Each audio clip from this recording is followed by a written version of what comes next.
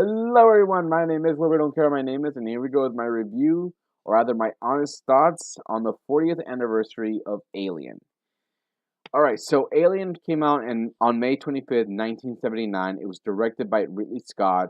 The story was by Dan O'Bannon and Ronald Schutz. The screenplay was by Dan O'Bannon, and I gotta tell you, this film to me is still up there as one of my favorites horror films.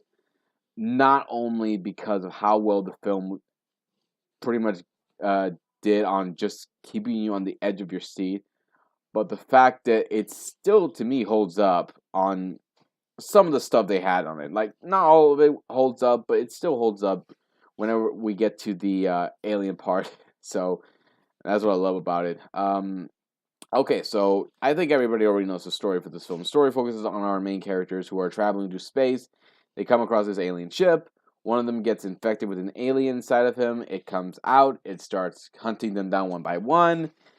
That's pretty much the story of the film. And I gotta tell you, I love this film so much because of the fact, the tension, the fact that it keeps you on the edge of your seat, and you're pretty much the suspense going on in the film. Like, this is what I love. This is what I miss about these old horror films, is the fact that it doesn't rush into the monster like coming out and trying to kill you. Like, it takes its time.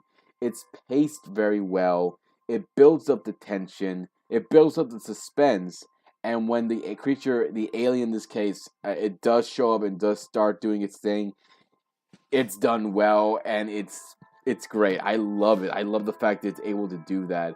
It's able to keep you like pretty much hooked on it from that time. The first act, it's just pretty much the introduction to our characters, and then we see them arriving to the ship. It does take a while. I will not lie. I think that might be the only flaw that I have with it. It does take a while to get to them arriving to the ship and then everything else. But even then, I still didn't mind it because if we did get to the ship right away and did everything else, it would have been a little shorter. So I like the fact that they still try to keep you interested on them arriving to the planet, find out what's going on, and then figuring out if this is a good idea to go onto this ship or not, because maybe it's a trap or something. So that's what I love about this film, is able to do that. Like, it's able to keep you hooked on it from the very beginning to the middle when we get to the alien coming out, and then the rest, the third act, is suspense and everything. Like, that's a great work what they do with this film. So I was very happy how well the story went, especially the ending. I was very happy how the ending went, and it led right to the great sequel, Aliens. So I was very happy with that, and I especially love the characters as well. I love Sigourney Weaver as Ripley. Um, it would take a sequel. It would take the sequel to showing us the badass she can be. But what I love about it is the fact that she comes in this film is she's cautious. She doesn't want to take any risks with her crew, the safety of her crew, and also trying to follow protocol. But once things starts to go down, she has to step up. She has to try to keep this crew together, try to make sure they make it out of this alive. And she, even though she's not as the badass we see in the second film, she's still a badass here. Where even when she's stuck with the aliens, she still finds a way to get rid of it. Like, oh, screw you, I'm gonna kill you, I'm gonna get rid of you some way, and she does. And I like that. I like the fact that it starts putting her on the path to the Ripley we get to the second film. I like the other characters too. I like Thomas. I hope I say his name right. Skerritt as Dallas, Veronica Cartwright as Lambert, Harry Santon as Brett, John Hurt Kane, who imagine gets the alien coming out of him, Yabit Kodo as Parker, Bolej Badejo as the alien. Yeah, we know the name of the actor who played the alien, and I gotta tell you, the design for the alien looks amazing. But I'll get into that in a bit. And then, of course, we have Ian Holm as Ash, aka the crazy ass cyborg.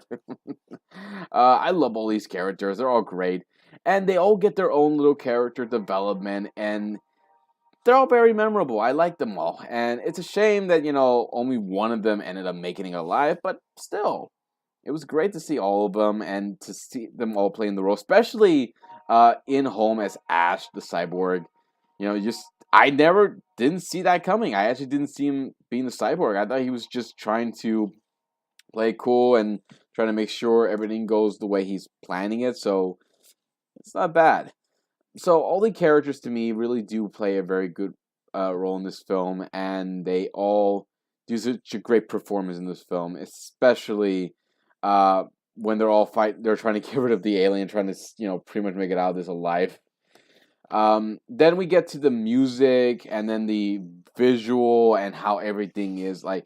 I love the music for this film, especially when we get to some of the tension.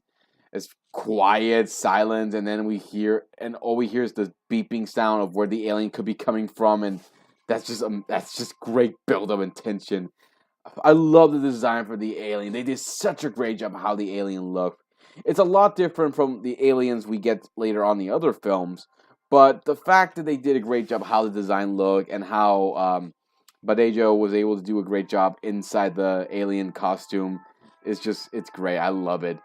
And just the cinematography in this film is shot very beautifully. I visually it looks amazing. I love, especially for that time period. Like they're able to do such a great job, and it didn't feel like they needed to waste so much more money. It was just on the ship flying around on the planet, and then on the ship as well. So they do such a great job, and you don't. It just shows you don't need to spend so much money on going to location. Like you can just build it. You just focus on one little area, and then on the ship, and that's pretty much it. Like they do a great job, able to make sure the film doesn't go to other different places and spend a lot more money. Like this is fine. So I love how this film visually it looks, how it's all shot, and the tension they build up with it, and then the suspense, and then the alien appearing out of nowhere and just coming after you. It's such a great job. I love this film so much. So yeah, the story for this film still holds up. I still like it. It's a little slow in the very beginning, but it does it is built up very well. It's paced very well, and then once we get to the second act with the alien, and then the third act, it's all worth it. I love the characters. I especially Ash. I gotta tell you, Ash I think was my favorite though because again, I didn't see it coming. I didn't see him being the evil cyborg that he is, and when he's telling the crew, okay, you're all gonna die. You're not gonna make it, but good luck. I'd like should have killed you a long time ago. And of course, I love the music, the special effect. I mean, the visually how it looks and the alien looks as well. It's just such a great film. I love it so much.